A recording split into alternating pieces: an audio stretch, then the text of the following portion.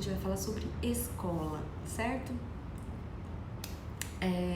Ontem uma mãe me mandou no direct uma dúvida falando do filho, certo?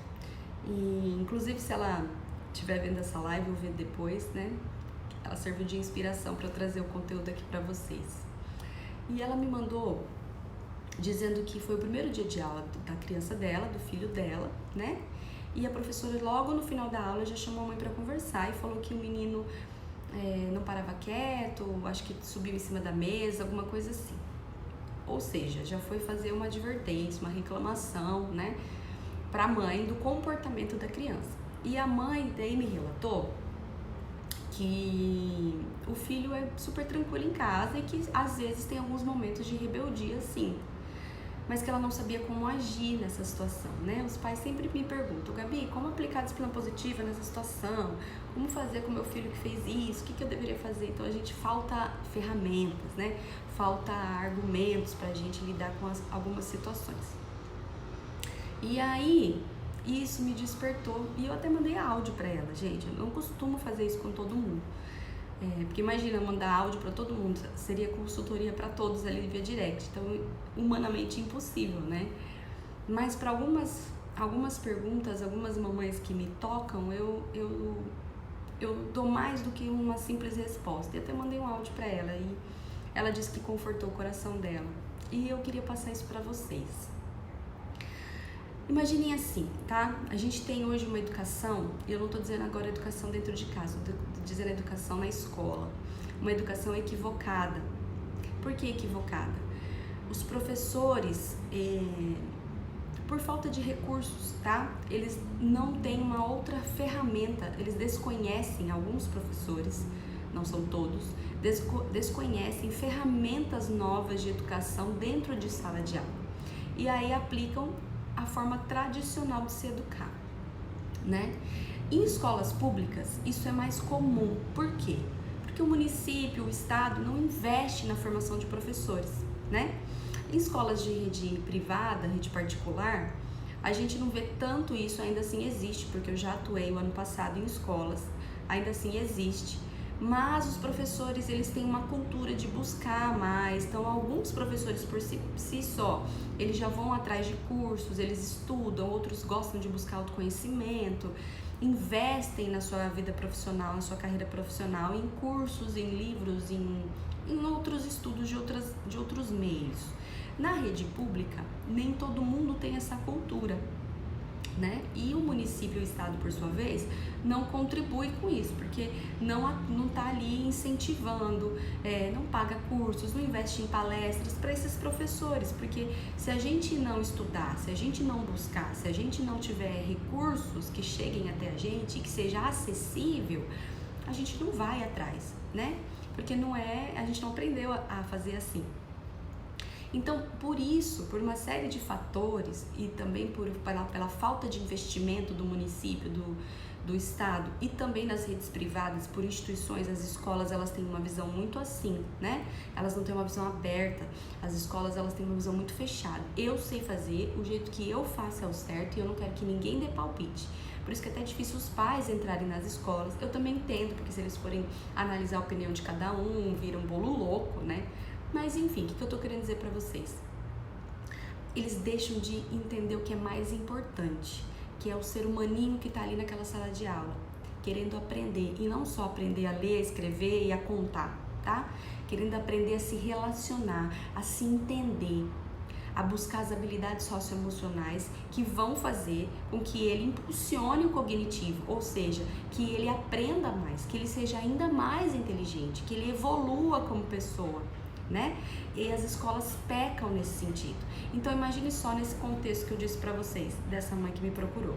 Foi o que eu relatei pra ela. Provavelmente ela tem uma criança com um perfil dominante em casa, certo? Então uma criança ativa, alegre, que gosta de se movimentar, uma criança que gosta de brincar, uma criança que sabe lidar com outras pessoas e que necessita disso, certo? E eu falei, por mais que a gente imponha limites dentro de casa para as crianças, Em casa, as crianças podem ir e vir. Então, elas estão na sala, elas vão pro quarto. Quem tem casa vai pro quintal. Quem mora em lugares que pode ir pra rua, vai pra rua. A criança tem livre acesso, livre movimento. Ela vai e vem. Ela tá solta, ela tá livre.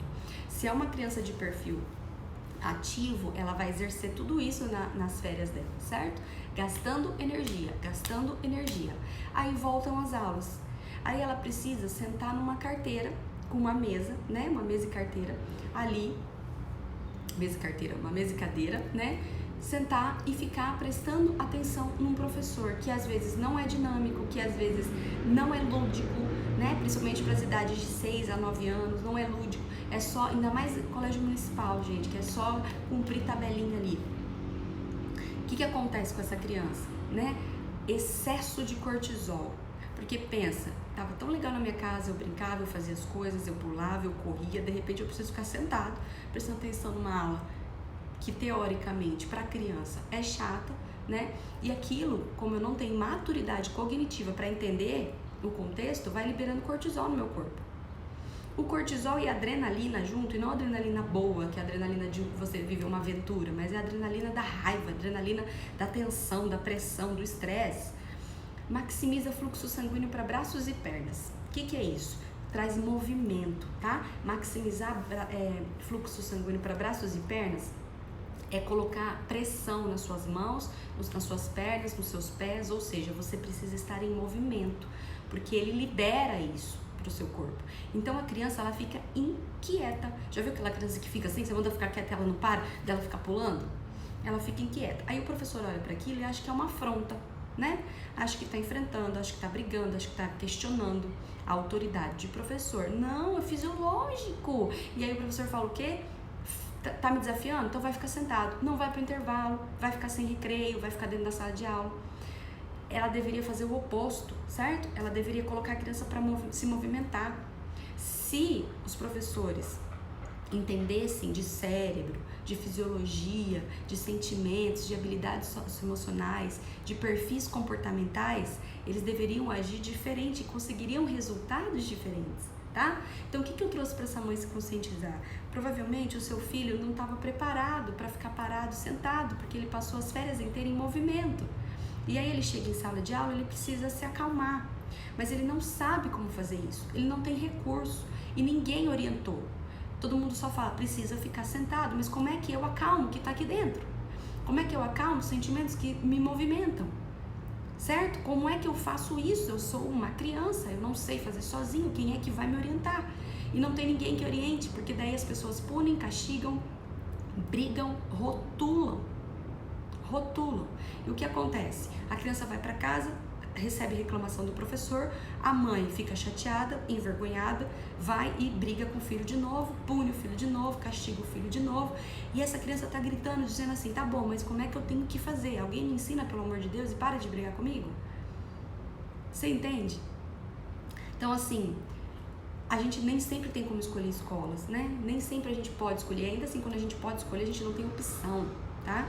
Aqui em Londrina eu falo, as pessoas me perguntam, Gabi, opção de escola. Gente, são poucas, tá? São poucas, pouquíssimas, e ainda assim é por exclusão. Nunca a gente vai achar uma escola perfeita, isso não existe. Só que a gente vai precisar orientar a criança como é que ela tem que se comportar em sala de aula. Mas é o jeito como conduzir isso. E quando eu falei com a mãe, eu falei o seguinte, o problema, mãe, pode estar muito mais na professora do que no seu filho. Porque eu em sala de aula, por exemplo, se eu me deparar com uma criança subindo na mesa, eu vou entender, pô, tá com excesso de energia, talvez veio para a escola sem ter gastado energia, veio para a escola sem extravasar, extravasou as férias inteiras, agora tá ali inquieto, não tá conseguindo se controlar, como é que eu movimento essa criança em sala de aula? Então talvez eu traria ela para me ajudar, sabe? É esses insights que os professores precisam ter, mas eles precisam conhecer de cérebro, eles precisam conhecer de fisiologia humana, conhecer de gente. E fala assim, ó, garoto, vem aqui, isso, duvido que você consiga escrever a data pra mim no quadro pulando, duvido, tem que escrever a data pulando. Vamos ver quem consegue. sabe? E aí ele vai pular, ele vai gastar energia, ele tá escrevendo a data no quadro. Isso, agora vem cá, me ajuda a arrumar as carteiras. Nós vamos mudar toda a sala hoje, todo mundo vai sentar em círculo e você vai ser meu ajudante. Vamos ver, vou colocar aqui no cronômetro, porque é uma criança que provavelmente gosta de competição. Vou colocar aqui no cronômetro quanto tempo você demora para me ajudar e todo mundo vai ajudar junto. Enfim, conduzir, gente, certo? Conduzir essas crianças para que elas se movimentem, gastem energia, conduzir os pais. No final da aula, talvez eu chamaria uma mãe para conversar e diria assim para essa mãe: mãe, seguinte, teu filho precisa gastar energia, tá? Aqui na escola, infelizmente, não tenho como fazer ele se movimentar, ele precisa ficar em sala de aula, mas ele tem uma necessidade de movimento. Então, seria legal levar ele para correr, para jogar bola, para brincar antes de vir para a escola. Pelo menos ele vem sem excesso de energia, fica mais fácil a gente conseguir conduzi-lo sentar. Ok? É diferente de chegar pra mãe e falar assim, ó, mãe, teu filho não obedece, teu filho subiu em cima da mesa, teu filho... E rotular essa criança. E rotular, gente, tá? Precisa mudar a mente desses professores. Vou te dar outro exemplo. Meu filho foi pro primeiro dia de aula dele, e aí todo mundo conversando dentro da sala de aula, e a professora levantou a mão, certo? E aí, levantar a mão era porque ela precisa falar e todo mundo precisava ficar quieto. Só que todo mundo conversando, todo mundo em movimento em sala de aula, ninguém viu ela com a mão levantada. Ou seja, todo mundo levou um pito. E aí ele, né, como busca soluções por problemas, ele foi até a professora e falou assim, professora, o que você acha de você bater palma ao invés de levantar a mão? Porque quando você bate palma, faz barulho, a gente escuta, é mais fácil a gente entender que a gente precisa ficar quieto. Levantar a mão, a gente não vai conseguir perceber, porque a gente está conversando e a gente não vai conseguir ver você de mão levantada. Ele tem 6 anos, isso ele que me contou. E aí a professora, com todo carinho, que é super querida, falou assim, não, mas eu não posso fazer barulho, tá? Eu vou levantar a mão e vocês vão ter que me olhar. Aí ele olhou pra mim e falou assim, mãe, eu desisti porque ela não entendeu, só que assim, duas amigas, ela falou, minhas 2 amigas estavam conversando, ela levantou a mão, elas não viram, e não tem como ver, porque não faz som. E eu falei assim, filho, tudo bem, mas pelo menos você fez sua parte, você deu a sua ideia. Se ela não acatou, respeita, tá certo? Mas você pôs pra fora, é isso aí, cara, é bom pôr pra fora. Vai que numa dessas ela gosta da sua ideia e dá certo pra sala toda. Vocês estão entendendo? Falta o feeling do professor, falta o feeling de olhar assim pro aluno e falar assim, pô, cara, boa ideia que você teve, como é que a gente vai implementar isso em sala de aula então? Que ideia você me traz pra gente contar isso pros alunos e todo mundo aderir, mas sem virar bagunça? Vamos conversar. Sala, olha aqui pra mim, vamos pensar nessa ideia aqui que o aluno trouxe pra mim. Sabe? Falta esses feelings. A maioria, e eu tô dando só um exemplo bobo até, tá? Mas a maioria dos professores podem olhar pra isso e falar assim, uma criança de 6 anos me ensinando a dar aula, sabe? E aí, sabe o que ela faz com a criatividade, com a vontade da criança? E não tô dizendo que aconteceu isso, não tô dizendo que aconteceu isso, tô trazendo só um exemplo para vocês entenderem que isso é comum, tá? Ela esmaga a criatividade, a iniciativa, a atitude, a vontade em resolver conflitos, esmaga as habilidades socioemocionais da criança. Aí a criança se cala porque ela fala assim, não vai adiantar eu falar mesmo. Sabe, gente? Não vai adiantar eu falar mesmo, é melhor eu ficar aqui como uma marionete sendo guiada. Só que daí as minhas vontades internas não estão sendo satisfeitas. Isso desencoraja, o desencorajamento gera mau comportamento e é um ciclo vicioso que não cessa, tá? Então, gente, se você é professor e está vendo essa live, se você é mãe e conhece um professor, eu vou subir essa live para o YouTube, indica esse IG, pede para esse professor assistir isso. Existem livros para professores, né? De disciplina positiva em sala de aula, com várias ferramentas para a gente conduzir uma sala de aula e ensinar importantes habilidades de vida para a criança, tá bom? Mas a gente precisa mudar aqui. Se a gente não mudar a visão em relação à educação em sala de aula, se a gente não eliminar as lentes, se a gente não parar de enxergar a atitude da criança como uma afronta pessoal, tô perdendo a minha autoridade, ele tá me desrespeitando, eu vou parar de educar do jeito que aquela criança merece. Eu vou deixar de ser um educador que vai gerar luz na vida daquela criança e vou ser um ditador em sala de aula. E isso bloqueia aprendizado, porque cortisol em excesso bloqueia aprendizado. E uma sala de aula à base de regras excessivas, brigas, castigos e punições é uma sala de aula cheia de cortisol. dificulta o aprendizado. Então a gente precisa mudar a mente desses professores, tá? Precisa mudar a mente das escolas, dos diretores. Diretores precisam investir em palestras para professor, para que eles abram a mente, para que eles entendam, em palestras, em cursos, em treinamentos para professor. O professor não tem que se treinar só para saber ensinar o beabá, ele tem que se treinar para aprender a ensinar habilidades socioemocionais em sala de aula. A gente precisa de habilidade socioemocional para a gente lidar com conflito. Se a gente não tiver habilidade socioemocional, o que é? Autocontrole, resiliência, atitude, determinação, criatividade. Se a gente não tiver isso, a gente não resolve conflito. E aí a gente vai ficar no piloto automático da punição, do castigo, da recompensa, da chantagem ou da reclamação. Então precisamos mudar a nossa mente em casa e em sala de aula se quisermos crianças melhores para o nosso futuro. É isso, certo, gente?